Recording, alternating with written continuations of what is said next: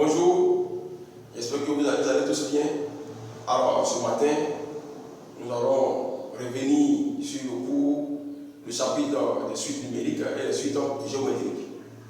Puisque j'ai envoyé le cours en ligne pour que vous puissiez faire des exercices en ce qui concerne les suites numériques et après, on va aborder d'autres chapitres. Mais actuellement, on va se centrer seulement sur les suites numériques, les suites géométriques. Alors, qu'est-ce qu'une suite numérique et qu'est-ce qu'une suite géométrique? Alors, dans les classes antérieures, nous avons tous vu que on parle de suite est une application d'un entier naturel vers un nombre réel. On appelle suite une application définie par x vers r, définie par n, tend vers une suite appelée n numérique. Alors, avant d'aborder ce thème, nous allons prendre un exemple. Par exemple, une suite numérique. La suite numérique, c'est une succession de termes. Une succession de termes. Par exemple, si je prends 1, après ici, je passe au suivant, j'ajoute plus 1, ça fait 2. Je passe encore au suivant, j'ajoute plus 1, ça fait 3. Je passe encore à un thème suivant, j'ajoute plus 1 et ça fait 4. Et ainsi de suite. Plus 1, ça fait n. Pourquoi pas? Alors, ces différentes successions de termes ici est simplement appelée suite arithmétique. Alors, pourquoi suite arithmétique? Parce que on a un nombre, à chaque fois qu'on ajoute un nombre, et on passe à un autre nombre, de façon successive. Alors, ici, à 1, nous avons ajouté plus 1, on a trouvé 2. De 2, nous avons ajouté plus 1, on a trouvé 3. De 3, nous avons ajouté plus 1, on a trouvé 4. Alors, le 1 ici est appelé ce qu'on appelle la raison de la suite. La raison. Ok. Définie par. Donc, cette suite-là, c'est pourquoi la propriété dit que la suite numérique est définie par UN plus 1 égale à UN plus R. Alors, R ici, je représente ici 1. 1 c'est la raison. Alors, cette suite-là est appelée suite numérique. Suite numérique. Numérique. Définie par une suite numérique. Et donc, c'est pratiquement pareil aussi pour les suites géométriques. Alors, on parle des suites géométriques lorsqu'il s'agit aussi d'une succession de termes.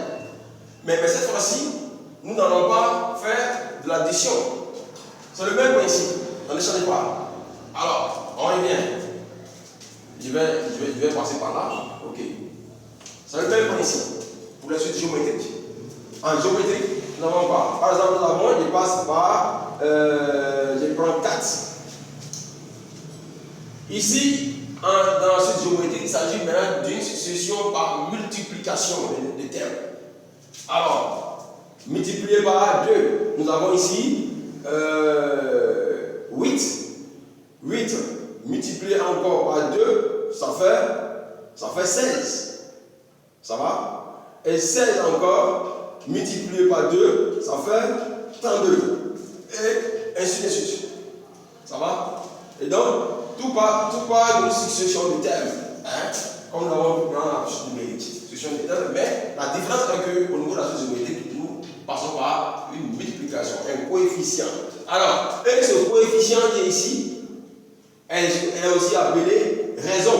Et cette raison est appelée Q dans la suite géométrique, qui est définie par la formule générale que nous connaissons tous, qui est UN plus 1 égale à QN.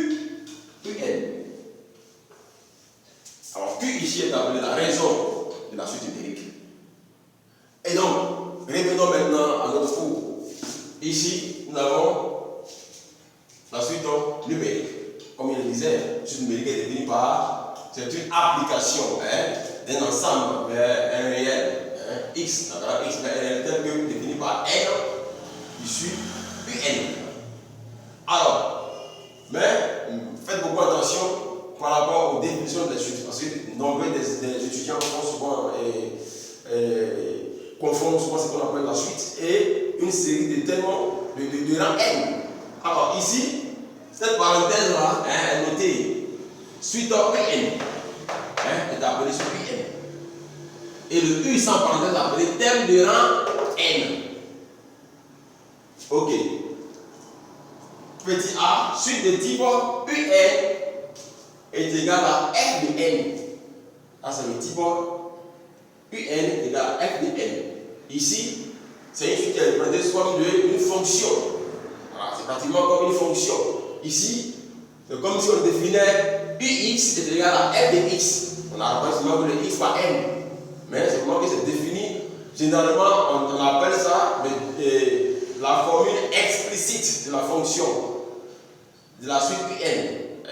Alors, soit la suite UN définie par UN égale à quoi? 5n plus 3. C'est comme s'il disait f de x est égal à quoi? 5x plus 3. C'est pareil. UN est égal à 5n plus 3. J'ai pareil à quoi? F de x est égal à 5x plus 3. Et donc, si nous avons f de 1, ça fait quoi? Ça fait 1 multiplié 5 fois 1 plus 3, c'est qui donne combien? 8. Et c'est pratiquement pour les suites définies sous la forme de fonction. Alors, U0, ça égale à quoi? Ici, on remplace x ou bien n par l'indice qui est ici. 5 multiplié par 0. 5, on met 0 dans l'indice, multiplié par 0. Plus 3. Ça va. Et donc, égal à 0 plus 3, ça fait 0. C'est pas pratiquement aussi, c'est pareil qu'ici. Ici, la fonction f de x définie par 5x plus 3. Si je remplace à f de 0, c'est égal à quoi? 5 multiplié par 0 plus 3 égale à 3. Les deux termes ne sont pas équivalents. Bon, on parle de suite définie sous la forme de UN égale à Fn. Ok. Et c'est pratiquement la suite. C'est pareil. UN est égal à quoi? 5 multiplié par 1 plus 3, ça fait combien? 8. U2, ça fait quoi? 5 multiplié par 2 plus 3, ça donne combien? On a 10 plus 3, ça fait 13. Et après, nous avons, je prends par exemple U10 égale, ça fait 5 multiplié par 10 plus 3. Il donne combien? 5 par 10, ça fait 50. 50 plus 3, ça fait 53. Et c'est comme ça, la suite est la forme de UN est égale à F.